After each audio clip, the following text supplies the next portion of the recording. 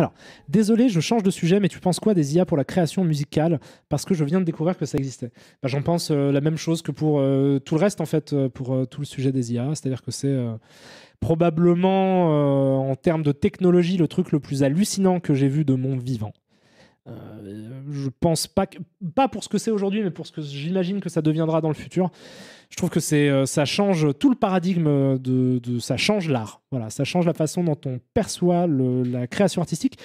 Et c'est surtout une nouvelle forme, parce que ça, on le dit très peu en fait. On considère les IA dans le champ de l'art comme étant juste un truc pour produire de l'image extrêmement rapidement à très faible coût et donc remplacer des gens qui travaillent. Mais ça va en fait beaucoup plus loin que ça.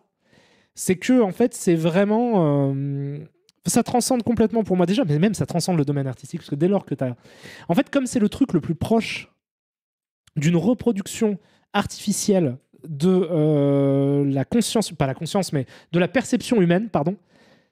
Même dans la façon philosophiquement dont ça fonctionne les IA, je trouve que dans les réseaux de neurones, le fait que c'est du denoising en fait, les images ça vient de denoise, c'est-à-dire c'est simplement c'est prendre du chaos, donc du bruit, et trouver du sens et des formes logiques dans ce bruit, ce qui est peu ou prou ce qu'on peut considérer que, enfin, c'est ça un peu la perception humaine, quoi. Il y a un nombre de neurologues qui en ont parlé un petit peu, mais je suis pas du tout spécialiste, hein, je vais pas faire genre le mec qui s'y connaît, je ne m'y connais pas. Mais je sais que, en tout cas, je sais que c'est la raison pour laquelle notre perception humaine, c'est juste donner du sens à un chaos. C'est juste percevoir des longueurs d'onde. Par exemple, les couleurs, on les perçoit. Les couleurs n'existent pas dans l'absolu, elles existent au travers de la perception humaine.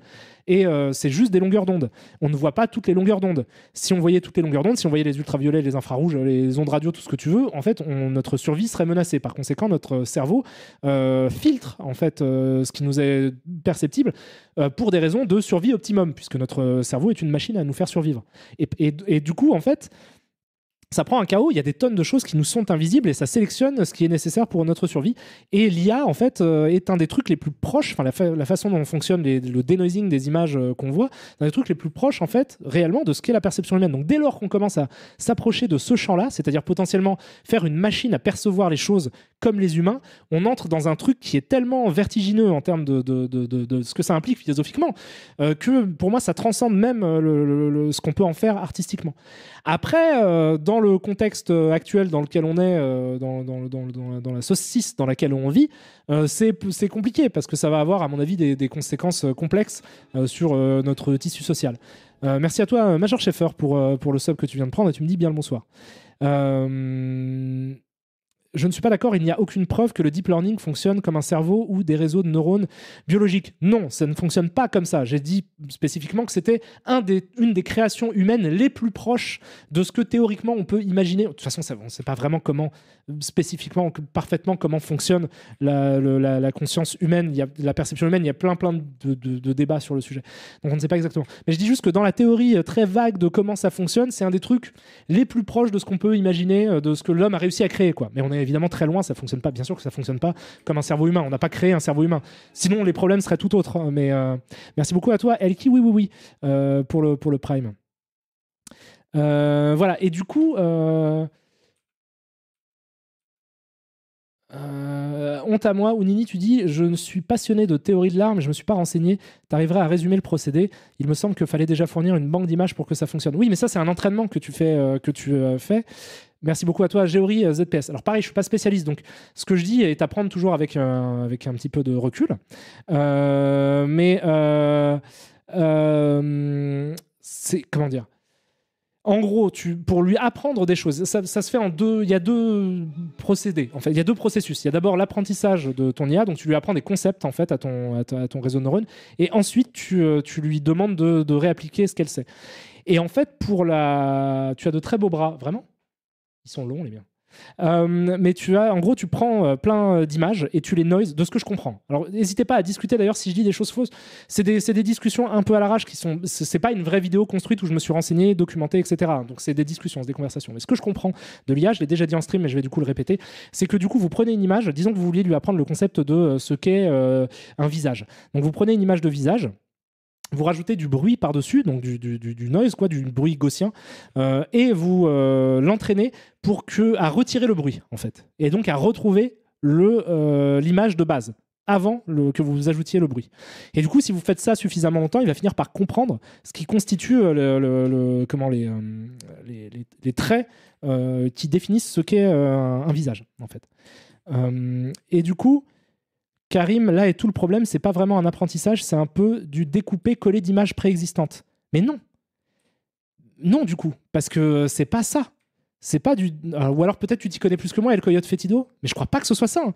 C'est pas du copier-coller d'images. Arty, tu confirmes, tu dis Perlin le bruit, typiquement dans le deep learning pas gaussien. Donc pas gaussien, pardon, Perlin, effectivement. C'est de différents types de bruit, il y en a plusieurs. Il y a Perlin, gaussien, il y a, comment ça s'appelle Voronoi. Tutti quanti. Non, c'est pas du copier-coller, on est d'accord. Hein. C'est toi qui dis quelque chose qui, je pense, n'est pas documenté, El Coyote Fétido. Mais sauf si tu as des infos que j'ai pas, du coup. Non, c'est bien ce que tu dis, c'est du machine learning. Le côté on découpe des œuvres d'art et on les recolle, c'est un truc qui est beaucoup utilisé comme argument pour les gens qui disent qu'il faut boycotter cet art-là parce que du coup ça utilise des œuvres d'art que ça découpe et que ça recolle. Mais en fait, c'est faux. C'est un argument qui, je pense, c'est juste pour avoir plus raison. Ils inventent des trucs, quoi. Mais ce qui est pas grave parce qu'en vrai, moi je comprends aussi les gens qui sont choqués par ça et qui ont envie que ça s'arrête et qui ont envie de trouver des trucs. Mais ça, en vrai, c'est pas vrai. C'est pas juste ça. C'est ce que fait Andy Warhol. C'est pas ce que font les IA. Les IA ne prennent pas des images d'autres gens pour les découper et les recoller. Ça, c'est une version extrêmement édulcorée, simplifiée et très simpliste d'un procédé et je pense que les gens qui disent ça se sont pas du tout renseignés. Mais bon, mais peut-être que je me gourre encore une fois, mais moi j'ai vraiment essayé de lire des trucs et ce n'est pas ça. Hein. Ce n'est pas des découpes et des recollages. Donc c'est vraiment tu apprends en utilisant des images que tu noises et tu dis à l'intelligence artificielle, voilà, tu pars d'un bruit, si tu enlèves le bruit, il faut qu'il reste ça. Une fois qu'il a réussi à comprendre qu'il restait ça, tu fais ça plein de fois. Et après, même faire ça, c'est de l'art. Oui, bien sûr. Xialis, tu précises ça. Oui, j'ai pas dit ça en mode Andy Warhol n'est pas un artiste. Andy Warhol est un artiste, au même titre que tous les DJ qui ont fait du sampling dans l'histoire de la musique. C'est pas ce que je dis. Mais c'est juste que c'est pas le même procédé. Ce n'est pas du collage, c'est pas du pop art, c'est pas ça. Le concept, c'est vraiment. Tu as raison. Par contre, ça apprend plutôt à associer du bruit au metadata du dataset d'images. Genre visage, chien ou autre, pour pouvoir, dans un deuxième temps, ressortir à partir d'un prompt qui sortira les mêmes images. D'accord, Crispies, j'imagine que ça se prononce comme ça, ton blaze. Non, c'est ça. Un gros problème vient du moyen de fournir ces IA. Les artistes n'ont pas donné leur accord pour nourrir l'IA et ensuite le résultat est un autre problème. Mais un artiste n'a pas donné non plus son accord pour inspirer des tonnes de gens, quoi. Mais après, tu sais, en vrai de vrai, ce que je pense dans le fond, c'est que la notion de propriété intellectuelle est une absurdité concrète.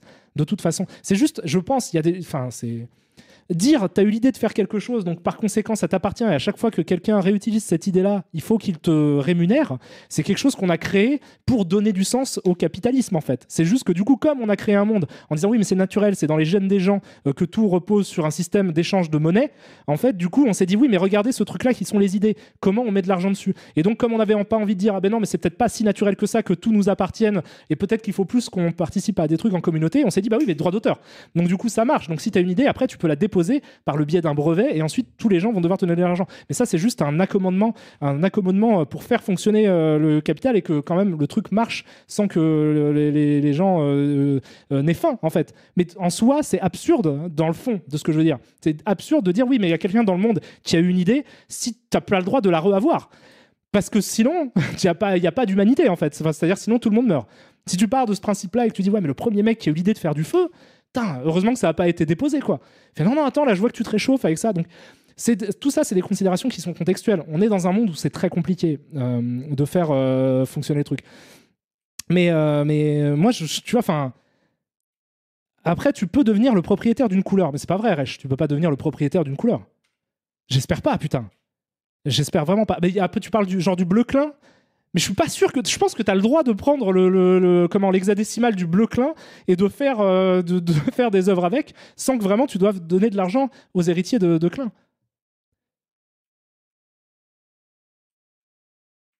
Ah putain, vous parlez hyper vite, c'est hyper compliqué de vous choper.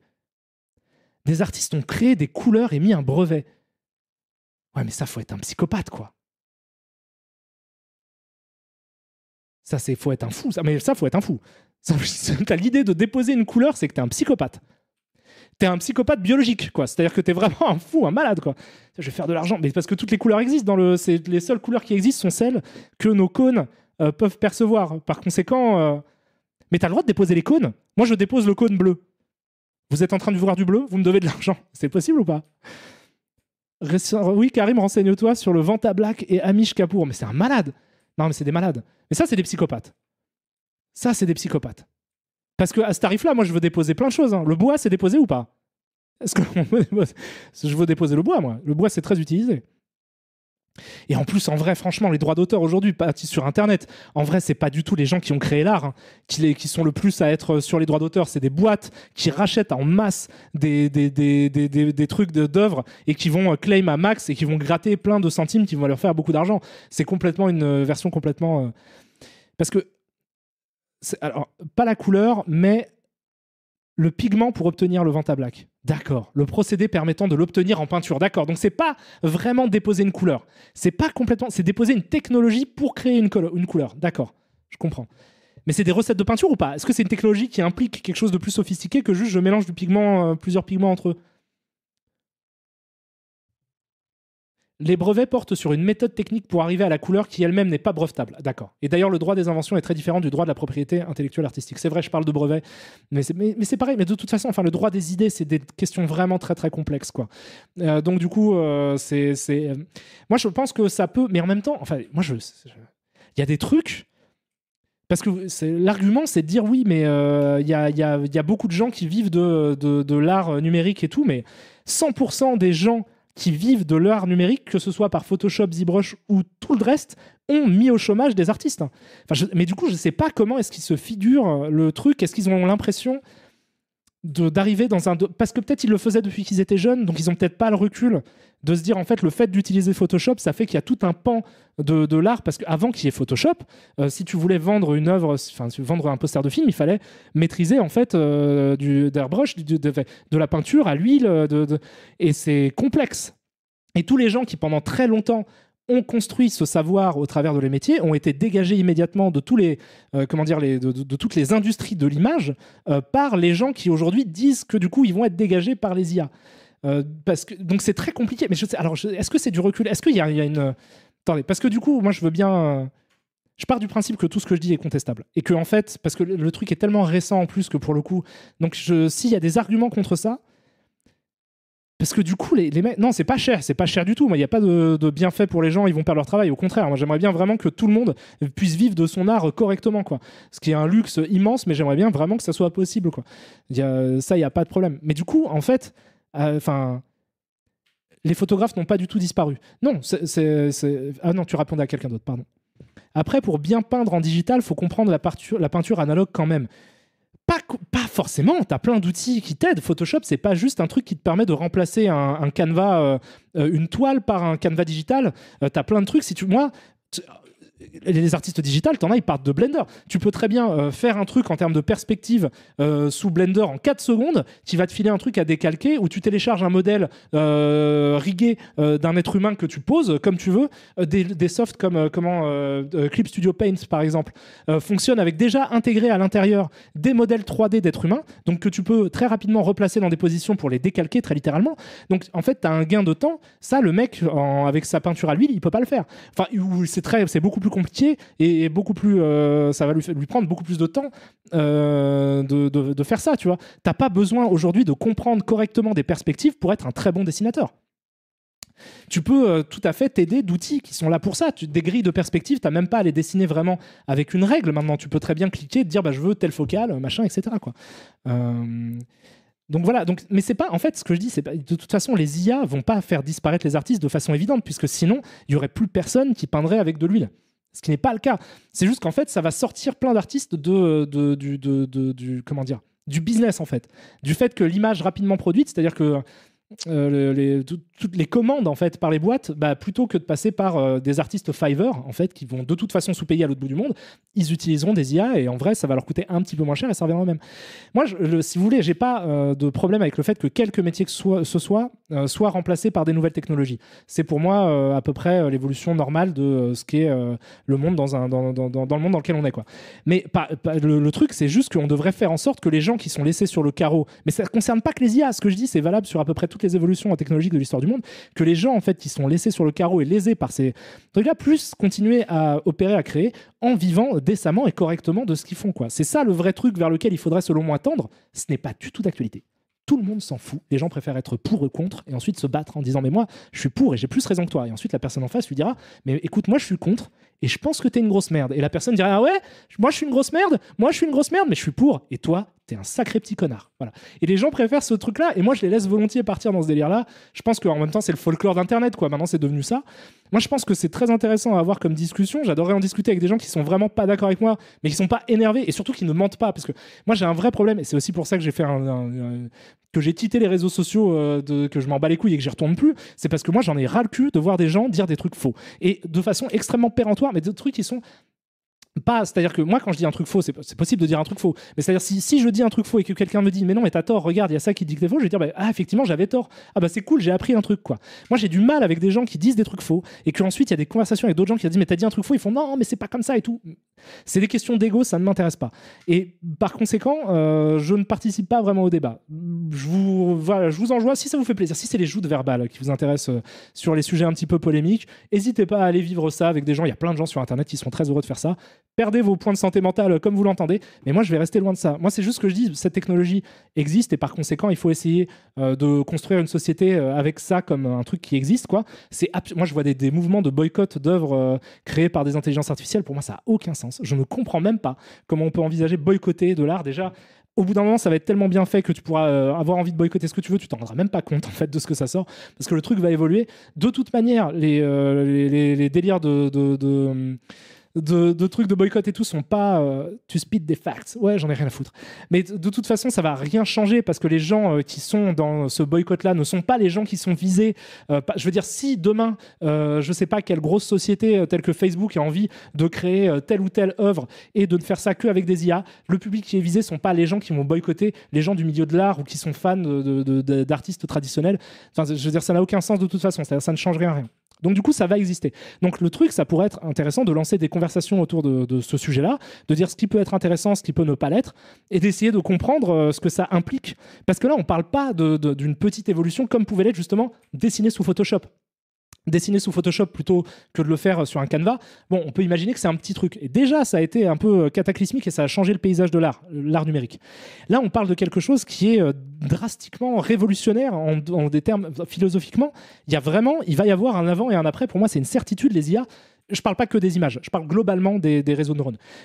Il y a vraiment un avant et un après. Il y a quelque chose de complètement fou qui est en train d'arriver. J'arrête pas de le dire, c'est fou. Il faut que j'en fasse un emote d'ailleurs. C'est Chahu qui m'a dit de faire un emote là-dessus et ouais, il a raison. Je vais en faire. Et il y a des trucs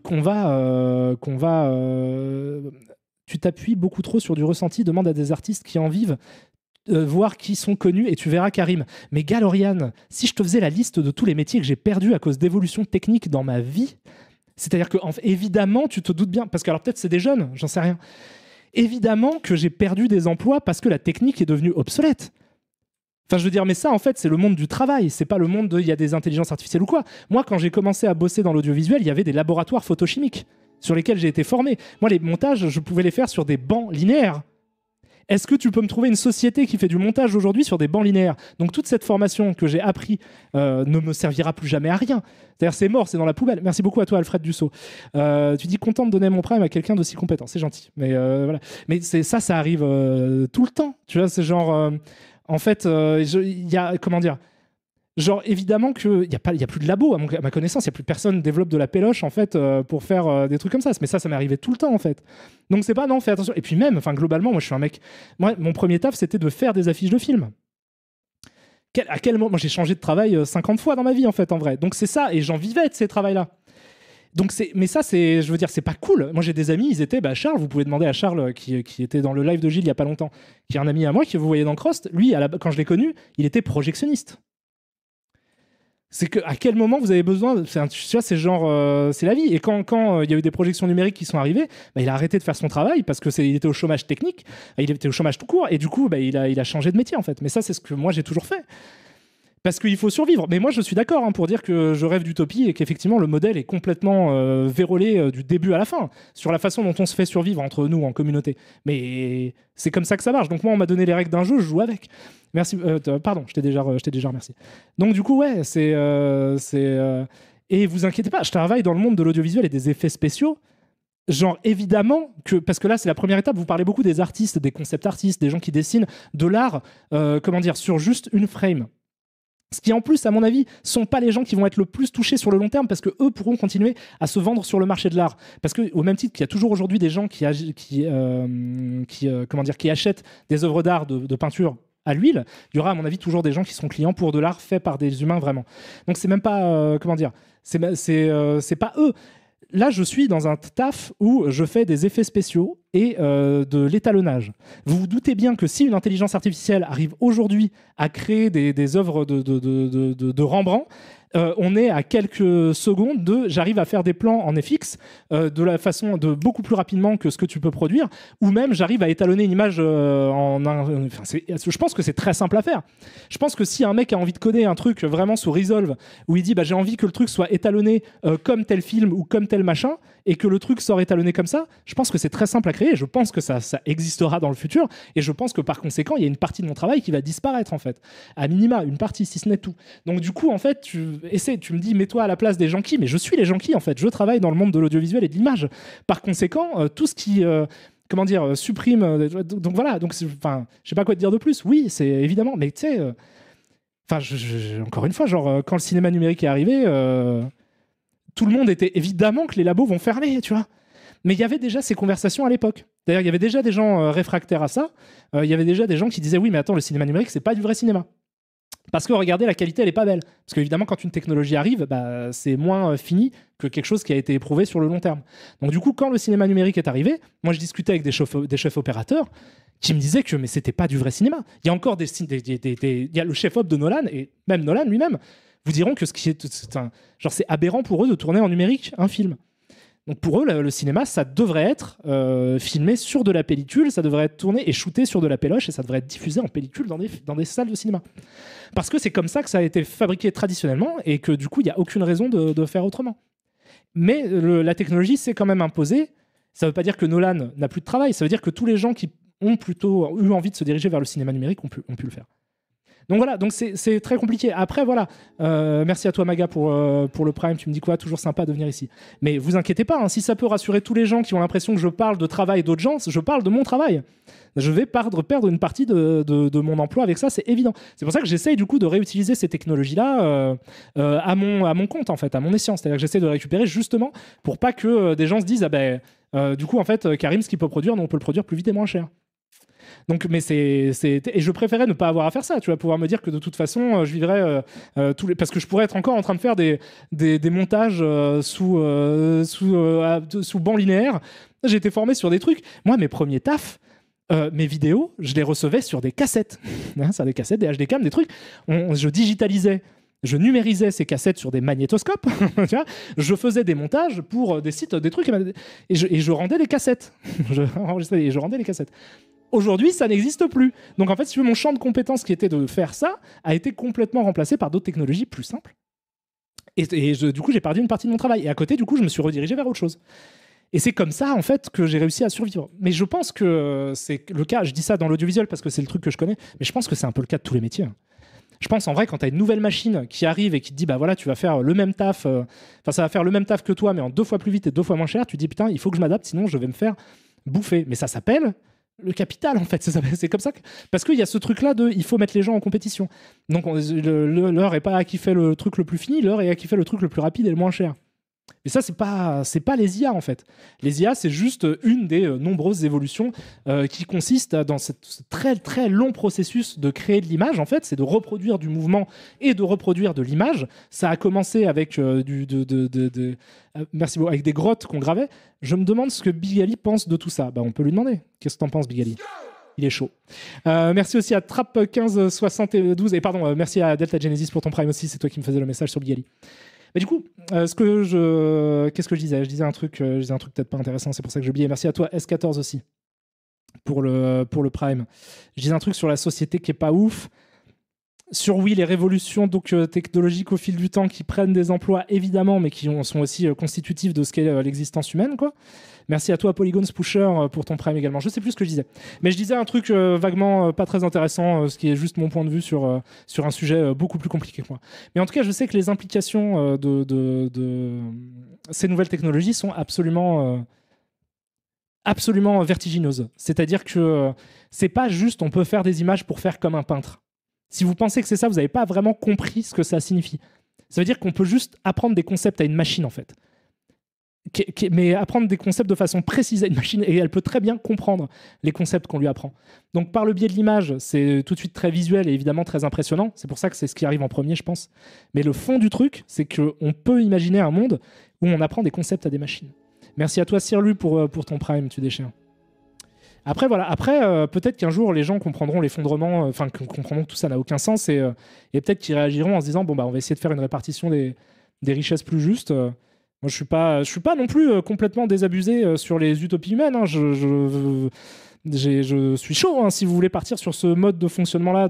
Du coup, on essaie de faire un truc qui est future-proof, quoi. Mais c'est pas le délire. Hein. C'est vraiment pas le délire de faire le truc future-proof. Et encore une fois, faut vraiment prendre ce recul-là. Moi, je connais des gens qui sont des peintres traditionnels qui ne travaillent plus parce que tout leur métier a été remplacé en fait par des gens qui peignent sous Photoshop. Je connais des gens qui peignent sous Photoshop qui se voient remplacés par des gens qui sculptent sous ZBrush pour certains corps de métier aussi. Et du coup, en fait, c'est genre... Qu'est-ce que vous voulez faire? Mais c'est pas l'art. Hein, parce que... voilà. Non, si je disais un truc sur la continuité, sur le continuum de la création. Merci beaucoup à toi, Swoog, qui est de loin le pilier, en fait, le seul pilier de cette chaîne. Donc non, c'est pas vrai. Vous êtes nombreux, mais toi, t'es fantastique. T'as offert en tout quand même 290 abonnements sur cette chaîne. C'est absolument énorme. Je te remercie beaucoup. Merci à toi, Swoog. Et bienvenue à Milan Musique, à Lem Sud Pharma, à Mammouth, à Claygan03 et à Amphar.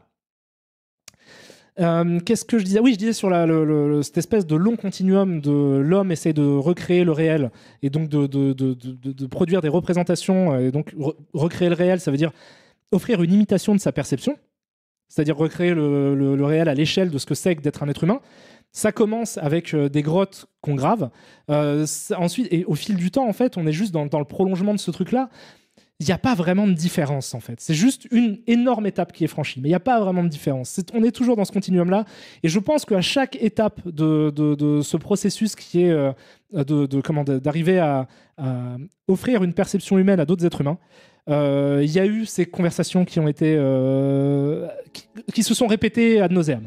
Je pense vraiment qu'à chaque fois qu'il y a eu un nouveau truc qui marche mieux, qui est plus rapide pour créer quelque chose, il y a eu des gens qui ont dit « Mais attendez, c'est pas comme ça qu'on faisait. Donc qu'est-ce qui se passe pour nous qui avons l'habitude de faire comme ça ?» C'est ça en substance qu'on dit. Et il se passe plein de choses. Et il se passe plein de choses qu'il faut discuter. Mais par contre, moi, je comprends pas... si vous voulez, en fait, j'ai beaucoup de mal à comprendre, à part en termes d'ampleur, ce qui fait la différence entre ça et le reste, quoi. C'est que oui, maintenant, il y a des gens qui, quand ils vont avoir besoin d'une illustration pour leur vidéo, eh ben, ils vont faire ça. Alors, ils vont faire ça parce qu'on pourrait aussi parler des petits artistes, parce que du coup, vous êtes dans une situation, disons, vous êtes un YouTuber. Vous êtes un créateur de contenu sur Internet, vous faites donc des vidéos qui seront disponibles sur Internet. Vous avez besoin de miniatures ou d'habillage pour votre vidéo. Merci à toi beaucoup, Mamudapao, pour le Prime que tu viens de donner, tu déchires. Et merci aussi à toi, Corwin64, pour ton Prime également. Vous êtes YouTuber, vous avez besoin de ça. Donc vous êtes dans un cas de figure de deux choses l'une. Soit vous êtes un YouTuber qui gagnait suffisamment votre vie, qui avait par exemple, vous avez une entreprise, et simplement vous avez un chiffre d'affaires et vous avez des bénéfices. Et avec cet argent-là, vous pouvez tout à fait payer quelqu'un pour faire des illustrations qui vont accompagner votre vidéo. Bon. Vous avez Je suis un mec fauché, qui est quand même un YouTuber. Vous n'avez pas de thunes, vous n'êtes pas en train de faire rentrer de l'argent, mais vous avez besoin quand même d'illustrer votre vidéo. Par conséquent, vous allez devoir le faire vous-même. Voilà. Dans ces deux cas-là, quand les IA arrivent, vous pouvez vous dire simplement, plutôt que de rémunérer quelqu'un, je vais faire ça avec une IA. Vous pouvez vous dire aussi, plutôt que de passer une nuit à le faire tout seul en mode truc, eh ben, je vais le faire avec une IA. Parce que la pénibilité du travail de l'artiste, il faut aussi la comprendre. C'est-à-dire que, merci beaucoup à toi Xenomil pour les fantastiques subs que tu viens d'offrir et que tu vas faire 5 subs à Jean-Paul Rouve 720, à Madmark, à Coranan et à Xenedriel et aussi à Rodian. Bienvenue à tous. Mais du coup, dans ces deux situations-là, vous partez du principe que vous êtes dans la première situation, c'est-à-dire vous avez un chiffre d'affaires, vous êtes une grosse boîte et vous allez du coup Mais en fait, vous pouvez déjà filouter. Si vous êtes de situation de ce youtubeur qui fait rentrer beaucoup d'argent, vous pouvez justement, plutôt que de faire appel à un artiste émérite qui va créer ça à la sueur de son front, faire appel à des gens qui vont torcher ça à l'arrache sur Fiverr en utilisant tous les raccourcis possibles. X, Y, vous pouvez déjà le faire en fait. Donc l'artiste, comme beaucoup de gens le figurent comme un espèce de personnage éthéré qui crée à partir de rien son art, etc., de toute façon, vous avez déjà des moyens de le contourner, si vous voulez. Ouais. Si vous préférez faire appel à un artiste pour que le truc ait vraiment une patte et que le truc, vous pouvez faire appel à quelqu'un. Mais par contre, si vous êtes dans la situation du jeune youtubeur qui débute, qui a pas de thunes, moi, ce que j'ai pu être par le passé, je peux vous assurer que vous êtes vraiment très content en termes de pénibilité du travail de ne pas avoir passé une nuit blanche sur un plan que vous terminez beaucoup plus vite en fait. Ça vole le travail de personne en réalité, parce que de toute façon vous l'auriez fait vous-même, c'est juste ça vous permet des nuits de sommeil. Parce qu'il y a un truc aussi dans le milieu de l'audiovisuel et de la création d'images, merci beaucoup à toi 7Des46, et bienvenue à Anne Fourmi et à Drogan pour bienvenue à vous. Ce que je voulais dire, pardon, je m'en mêle parce qu'en même temps je lis des trucs, mais je vais continuer ce raisonnement-là. C'est que moi, vous parlez de pénibilité du travail et tout. Quand vous êtes un artiste et que vous faites des artworks pour le plaisir d'en faire et qu'ensuite vous allez pouvoir vendre à gauche et à droite à des gens, des mécènes ou à des gens comme ça, vous êtes dans la base d'un artiste. Mais il y a énormément de gens qui travaillent dans le monde de l'image, c'est pas leur cas. C'est-à-dire que moi, j'ai jamais eu le luxe en fait de me dire je vais pouvoir produire des images et juste les vendre. Après, j'ai fait des émissions, hein, mais je veux dire, je me suis jamais dit, j'ai dessiné par le passé, j'ai modélisé énormément de choses en 3D, etc. J'ai jamais eu le luxe de pouvoir me dire je fais ça. Jamais. Par conséquent, moi, mon rapport merci beaucoup à toi, Clint, pour le Prime. Mon rapport à la création d'images aussi, la plupart des images que j'ai créées dans ma vie ont été avec des deadlines super serrés, à travailler la nuit, comme un ouf, à sauter des repas pour pouvoir bosser, tout ça, etc. Donc, je suis très content, je sais pas, je me plains pas. Hein. Moi, je suis très content de l'avoir fait. J'ai acquis un certain savoir et qui m'a, en plus, dans le futur, aidé à gagner plus d'argent, vivre mieux, être plus heureux et plus épanoui. Donc, je regrette pas le charbon, le taf que j'ai fait, mais la plupart des gens qui travaillent dans l'industrie de l'image, c'est-à-dire qui sont pas des artistes qui créent pour vendre sur des plateformes d'art, mais qui sont juste vraiment des gens qui répondent à une nécessité de telle ou telle production qui a besoin d'images pour terminer tel ou tel produit, sont dans c'est serré, les deadlines, c'est très serré. Et il faut bosser de ouf et tu t'arrêtes jamais. Et moi, il y a des moments vraiment genre de nuit entière que j'ai passé à bosser. Et ça m'a beaucoup arrivé quand j'étais jeune, quand je commençais. Moi, j'ai fait des appels d'offres, par exemple. Il y avait des appels d'offres pour des affiches de films. Donc là, c'est de l'art, on peut se dire. C'est de l'art carré et tout. Mais moi, j'ai fait des affiches de films. Merci beaucoup à toi, Bémoret30, et merci à toi aussi, Solidus86. J'espère que c'est ton année de naissance. On a la même pour vos subs et pour vos primes. Vous êtes trop mignons. Moi, j'ai commencé dans l'audiovisuel. Enfin, j'ai pas commencé, il y a plein de trucs que j'avais fait avant, mais j'ai fait des affiches de films étant jeune, quoi. Et je peux vous assurer que la manière de produire les affiches de films, c'est pas moi tout seul qui ai le temps de bien réfléchir sur comment je vais poser mes personnages, mes couleurs, mes trucs. Ça, c'est un luxe déjà de malade. Si vous pouvez vivre de ça, vous êtes dans un luxe de ouf, quoi. C'est pas le cas de tout le monde. La plupart des gens qui créent de l'image le font de façon industrielle pour répondre à un besoin d'un client. C'est ça que vous faites. Et du coup, tu réponds à un appel d'offres. Il faut que tu sois compétitif par rapport aux autres gens qui répondent à des appels d'offres sur des affiches de films, par exemple. Donc, qu'est-ce que tu vas faire pour être plus compétitif? Tu vas simplement essayer de bosser plus que l'autre. Parce que tu vas te dire, bon, ok, d'accord, ils sont peut-être aussi talentueux que moi parce qu'on a suivi les mêmes cours et tout machin, etc. Mais moi, je suis capable d'investir, parce que j'étais insomniaque en plus à l'époque, je suis capable d'investir là 24 heures à balle à bosser que sur ça. Lui, peut-être pas. Donc, c'est comme ça que je vais le cramer. Et c'est comme ça que tu peux être pris. En fait, pour ça, c'est pas des trucs très enviables, en fait. C'est pas des métiers de rêve, machin, etc. Et je pense que l'IA et toutes les autres, merci beaucoup à toi, le Carme, aussi pour ton Prime. Je pense que l'IA et Fiverr, etc., ça remplace ça, en fait, surtout en priorité. Ça va pas vraiment remplacer, étant donné le peu de pénibilité que demande la création d'images sous IA, quand quelqu'un achète une œuvre d'art un peu importante, un peu sophistiquée, en fait, ce qui paye, c'est ce qu'il considère être le mérite du travail de la personne qui a derrière. C'est pour ça qu'il le paye extrêmement cher. Ou la bonne idée, le truc génial de l'homme. C'est ça qui est monnayé dans un transfert d'argent dans le monde de l'art, en fait.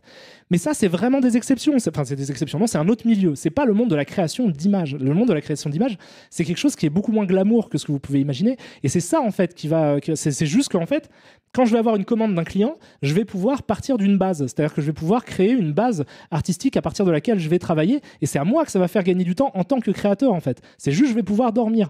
Les marchés sont tellement saturés en plus maintenant. Il y a tellement de moyens différents d'avoir de l'image sans avoir à passer par les réseaux traditionnels de création d'images que de toute façon, c'est baisé. Maintenant, tu es sur Internet, tu es en compétition avec littéralement tout le monde et il y a, à moins d'un hasard mathématique absolument spectaculaire, il y a très peu de chances que tu sois dans les 10 premiers. Donc il y a forcément quelqu'un qui de toute façon est plus compétitif, plus fort que toi. Parce que c'est pas, voilà, il n'y a pas de pénurie de gens comme dans la restauration, je sais pas quoi. C'est juste, il y a des gens qui créent de l'image pour en plus pas cher, il y en a vraiment plein. Il y en a plein déjà ici, il y en a plein ailleurs dans le monde et c'est pas les IA qui vont changer ça. Donc les capitalistes qui ont envie de profiter du travail à la limite, il y a quand même l'argument de dire, bah, d'accord, ils les payent pas, mais au moins ils vont pas épuiser des gens sur des burn-out avec des deadlines complètement absurdes et complètement dingues, ce qui est le quotidien de la plupart des gens qui bossent sur de l'image. Donc voilà.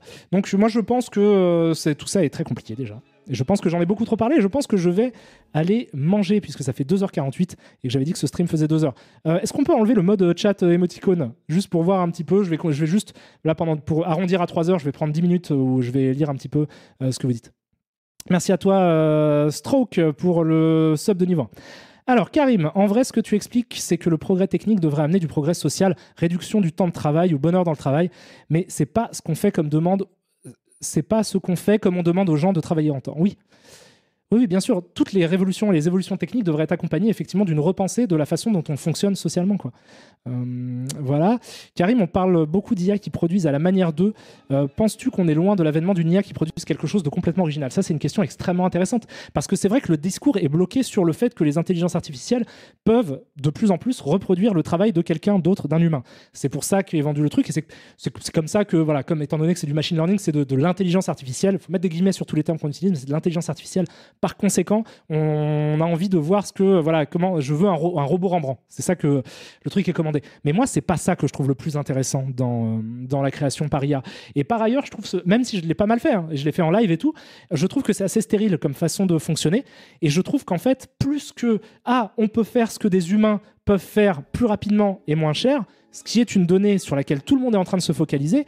Moi, ce qui m'intéresse le plus, c'est que du coup, on peut potentiellement faire des choses que les humains ne peuvent pas faire, en fait. C'est-à-dire qu'on peut construire, mais il faudrait de bonne volonté et un petit peu ouvert aussi d'esprit, mais on pourrait construire, je veux dire à l'échelle globale humaine, on pourrait construire justement une nouvelle forme d'expression artistique qui ne ressemble pas à ce que produisent les peintres, les dessinateurs, etc., qui est une nouvelle, un nouveau paradigme de création d'œuvres d'art qui ne sont pas forcément... Par exemple, des trucs comme Deforum. Je ne sais pas si vous connaissez Deforum, c'est un Google Colab qui est d'ailleurs intégrable à l'intérieur de Automatic 1111, qui est le fork de la build que j'utilise de Stable Diffusion.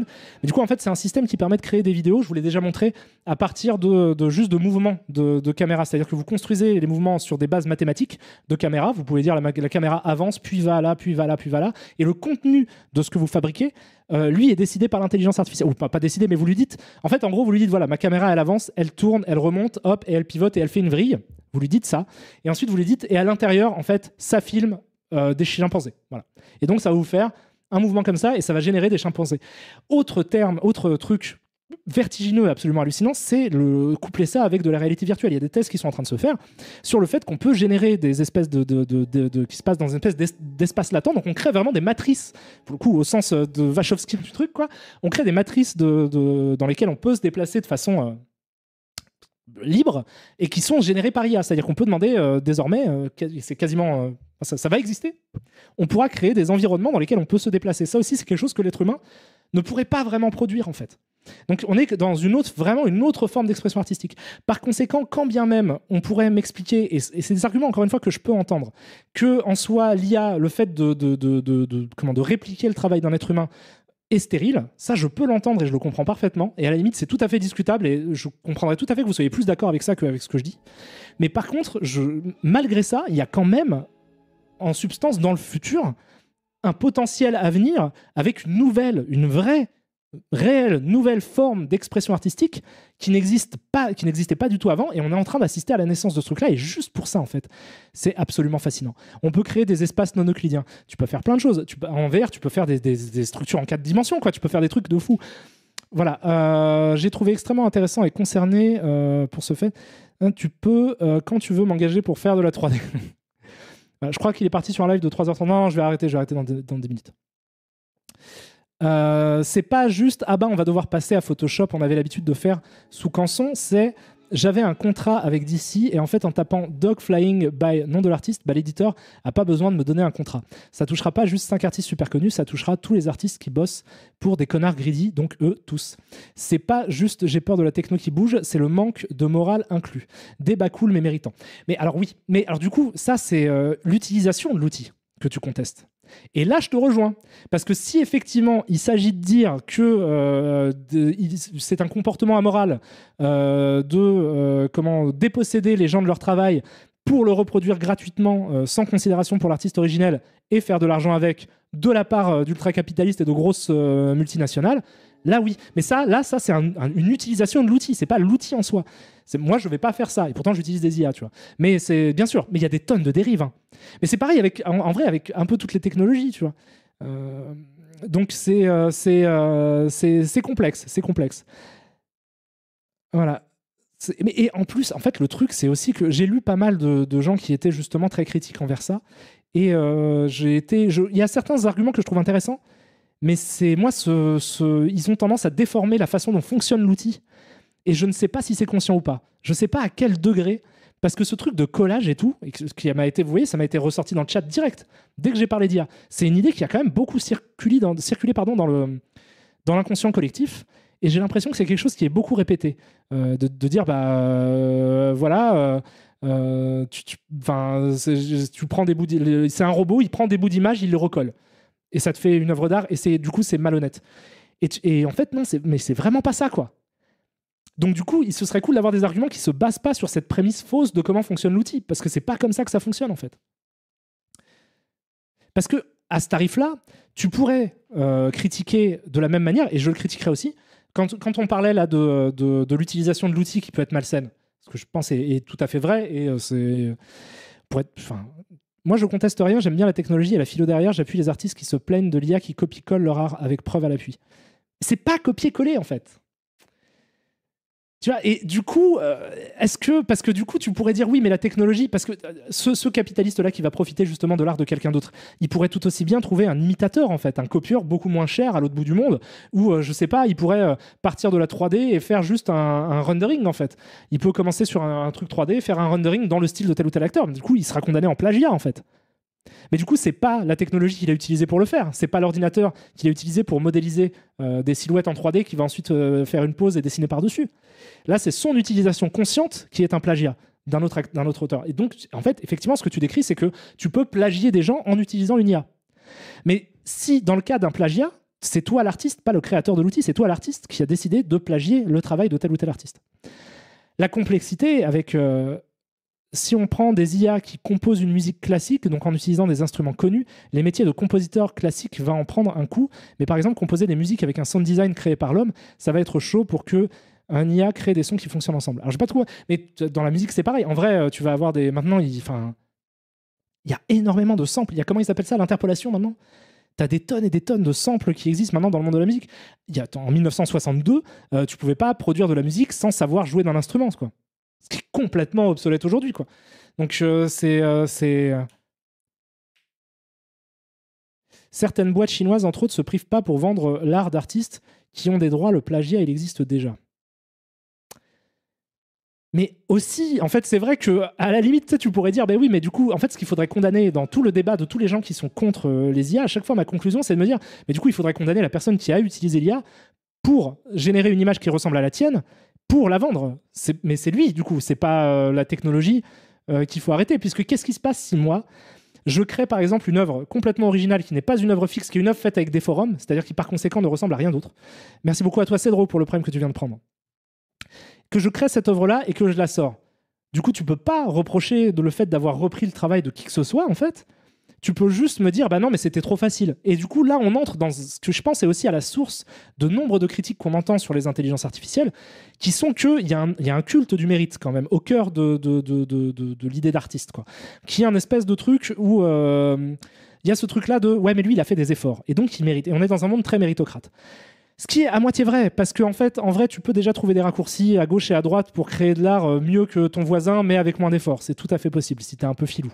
Donc voilà. Mais il y a quand même ce culte de, oui, mais le travail, ça vient du cœur et de la souffrance du mec qui a passé des nuits à faire ça et tout. Et pour être un mec qui a passé des nuits à faire ça, je peux vous assurer que le côté glamour du truc, du culte du mérite, est quand même très vague, très très vague et très abstrait quand t'es vraiment dans la sauce du truc, quoi. Donc, en substance, je sais pas s'il y a pas cette espèce de truc là dans le fond de dire oui, mais en fait c'est pas de l'art parce que ça n'a pas demandé de travail intense. Mais du coup, même cet argument-là que je pourrais comprendre dans l'absolu, je veux dire, moi je suis ouvert à toutes les pensées. Je peux l'entendre, mais du coup, qu'est-ce qui se passe avec tous ces artistes qui font peu d'efforts, quoi? C'est d'accord. Du coup, ça remet en considération tout ce qu'on a considéré comme de l'art au fil du temps parce que ça n'a pas demandé suffisamment d'efforts à l'aune de ce qu'on imagine être l'effort nécessaire pour créer une œuvre d'art selon notre propre perception de ce qu'est l'art. Mais je veux dire, du coup, Andy Warhol fait des collages, il y a des mecs qui vendent du caca et c'est de l'art quand même, quoi. Donc c'est très compliqué de dire oui, mais non, mais ce truc qui est situé dans un musée qui est vraiment littéralement un pot de chambre ou je sais pas une boîte de conserve avec de la merde dedans qui est posée. Donc ça, c'est de l'art. Mais par contre, ce truc-là, parce que tu peux passer 2 semaines à créer une prompt aussi. Tu peux passer 2 semaines à créer une prompt et je vous ai montré que tu peux faire des schémas au départ, tu peux faire plein de choses en fait. Et du coup, ça te demande beaucoup d'efforts. Et ça, c'est pas de l'art. C'est extrêmement complexe. C'est extrêmement complexe. Et je trouve que les gens qui ont aussi des avis péremptoires, que ce soit en bien ou en mal, hein, parce que moi je vous dis ça, mais j'ai des réserves, hein, moi. Et j'ai des réserves notamment sur la façon dont ça va être utilisé. Mais par contre, ma grosse réserve, c'est surtout justement de prévenir les gens de comment ces images-là sont construites pour essayer s'il y a une dérive, on peut l'identifier comme étant une dérive amorale. Reste à la société de définir ce qui est amoral et ce qui ne l'est pas. Mais du coup, on va pouvoir dire non, mais ça, en fait, ça rentre pas dans le cadre de ce qu'on considère juste comme utilisation de cet outil-là. Et là, on peut entrer sur une conversation intéressante parce qu'il y a plein de reproches à faire aux gens qui utilisent cette technologie, j'imagine. En plus, c'est post-NFT. Donc, on va avoir des gens qui vont en profiter de malades. Donc, ça, il est tout à fait. Leur utilisation de l'outil est tout à fait contestable et critiquable. Mais par contre, en soi, le fond du truc, quoi, c'est-à-dire vraiment une image, enfin, une technologie qui s'inspire de tout ce qui existe en termes visuels et qui recrée à partir de là, c'est quand même compliqué à descendre, quoi. Juste pour toutes les implications que ça peut avoir dans le futur, et ne serait-ce que dans les autres domaines, parce que là, on parle des artistes et de l'art comme si c'était le point névralgique de tout le fondement de notre société humaine, parce que je pense qu'il y a beaucoup de fantasmes sur la création d'images aussi. Mais du coup, ce qu'il faut bien comprendre, c'est qu'en termes de tout, ça va tout changer. En termes d'imagerie médicale, ça peut créer des trucs qui sont inestimables à l'échelle humaine. En termes de design, il y a plein de choses qui vont naître de ça, quoi. Go manger. Mais oui, go manger, ça fait 3 heures pile. Donc je m'arrête là. Voilà, donc je vous aime très fort, en tout cas, je vous embrasse. J'ai lu un petit peu ce que vous disiez. Donc vous êtes assez partagés de ce que je comprends, et c'est tout à fait cool. Je vous engage à en discuter entre vous, si vous voulez. On pourra reparler de ça à l'occasion. Et il y a aussi quelque chose de fascinant, je termine sur ça. C'est que le truc qui est vraiment fascinant avec les IA, et pour avoir testé des trucs comme des forums où tout passe dans Python et tout, et sur des collabs, c'est qu'en fait, je me suis retrouvé... Alors déjà, pour construire des images animées des forums, c'est incroyable, parce que du coup, comme je vous l'ai dit, vous pensez les mouvements de caméra avant de penser le contenu de ce qu'il y a dans l'image, ce qui est hallucinant en termes de l'ordre dans lequel vous créez de l'image animée. C'est du jamais vu, c'est-à-dire que vos mouvements, donc vous composez en fait vos mouvements de caméra, pour le coup de façon musicale, et ensuite vous le peuplez. Ce qui est littéralement l'inverse du théâtre. C'est très intéressant, du théâtre filmé. Merci beaucoup à toi, Chevalier Soft, pour ton prime. Mais du coup, ça, c'est super intéressant. Et qu'est-ce que je voulais dire? Et oui, le truc que je trouve à la fois un peu ironique, mais en même temps très intéressant. Et moi, j'ai fait un bac ES. Le truc, c'est que maintenant, j'ai l'impression que pour créer de l'art dans le futur, l'apprentissage de fond, de base, va être un apprentissage scientifique. C'est-à-dire que, alors que traditionnellement, c'était plutôt l'inverse, quoi. Les gens qui faisaient de l'art étaient plus en L. Mais là, maintenant, ouais, c'est-à-dire qu'apprendre à coder en Python, ça va être une prérogative assez intéressante pour être un artiste. Enfin, un artiste. Industriel, je veux dire. Mais voilà, mais c'est très intéressant. Du coup, pour moi, et ça vaut uniquement pour la techno actuelle, j'ai du mal à considérer l'IA comme un outil et l'utilisateur d'IA comme un artiste. On est plus proche de la relation entre l'IA et le commanditaire. Entre l'artiste, l'IA, et le commanditaire, l'utilisateur. Oui, mais du coup, ta phrase signifie que selon toi, un réalisateur de film n'est pas un artiste. Puisque tu demandes à ton chef opérateur un plan. Donc, si tu veux, quand tu as un Oscar, qu'on te félicite parce que tu es un bon réalisateur, en fait, ce qu'on félicite, c'est ta capacité à communiquer les idées que tu as dans la tête à d'autres êtres humains. Et du coup, dans ce cas-là, c'est compliqué, parce que scénariste, c'est aussi un truc d'art, quoi. C'est vraiment compliqué. Au début, quand j'ai commencé les streams sur ce sujet-là, je vous ai dit, faites gaffe, parce que c'est vraiment un débat qui est hyper complexe. Et à chaque fois que vous allez trouver un argument pour ou contre, vous allez rebondir sur quelque chose. Après, c'est ça qui est intéressant dans les débats. C'est hyper long et hyper complexe. Et je suis ni philosophe, ni scientifique, ni rien du tout. Donc je le fais vraiment de façon complètement amateur. Donc c'est très, encore une fois, c'est un peu confus et pas préparé. Et il faudrait que je demande à des spécialistes, en fait, pour avoir quelque chose d'intéressant. Mais voilà, Karim Debache a passé des heures la dernière fois à faire son affiche de film. Si c'est pas du travail humain, je sais pas ce que c'est. Il y a plein de choses. Enfin, sur le thème de retrouver le passé aussi. Dans le truc de restauration de vieilles images. Ça peut être vertigineux ce qu'on peut faire avec les IA. Il y a plein de trucs. Voilà. Mais du coup, ce qu'il faudrait, c'est organiser des discussions avec ça.